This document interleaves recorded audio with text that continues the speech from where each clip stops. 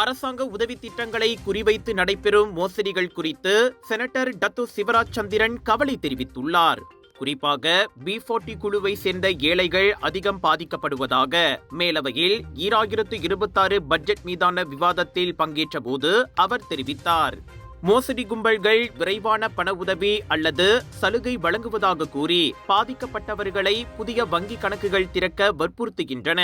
பின்னர் ATM அட்டைகள் மற்றும் பின் எண்களை பெற்றுக்கொண்டு அந்த கணக்குகளை சட்டவிரோத பரிவர்த்தனைகளுக்கு அவை பயன்படுத்துகின்றன.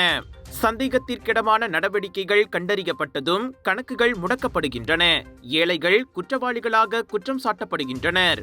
ஆனால் உண்மையான குற்றவாளிகள் தப்பி விடுவதாக சிவராஜ் அம்பலப்படுத்தினார். Sindiket menjanjikan bantuan tunai dan subsidi kononnya dipercepatkan.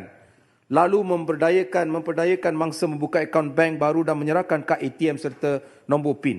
Akaun inilah yang akhirnya menjadi akaun keldai dan digunakan bagi memindahkan dana haram dan transaksi penipuan.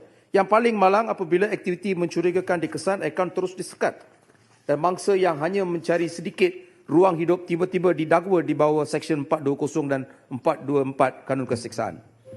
Ini bukan soal jenayah digital semata-mata.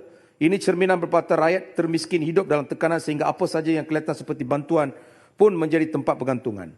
Kerajaan mesti bertindak dengan pendekatan yang lebih menyeluruh, literasi kewangan yang wajib, maklumat bantuan rasmi yang tersusun serta tindakan tegas terhadap sindiket, dan bantuan kerajaan sepatutnya mengangkat maruah rakyat, bukannya menjadikan mereka alat penjenayah. Ini cerita benar. Saya selesaikan satu kes minggu lepas.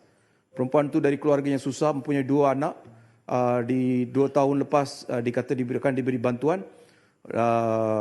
Scammer tu dia ambil kad bank dan akaun dia, dan telah scam orang, duit tu dimasukkan dalam akaun beliau.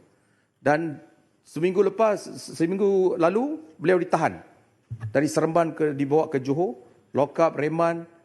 Beliau tidak tahu apa betul berbuat. Nasib baik kita ada rakan-rakan yang boleh, peguam yang boleh menasihati beliau dan boleh berbincang dengan pihak polis dan menerangkan ini. Dan dia dibebaskan dalam jamil, tapi kes masih jalan.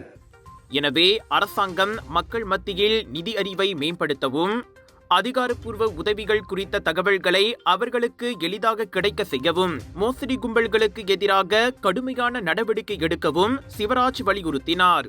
உதவி திட்டங்கள் மக்களை உயர்த்த வேண்டும், குற்றத்திற்கு கருவியாக மாறிவிடக் கூடாது என்றார் அவர்.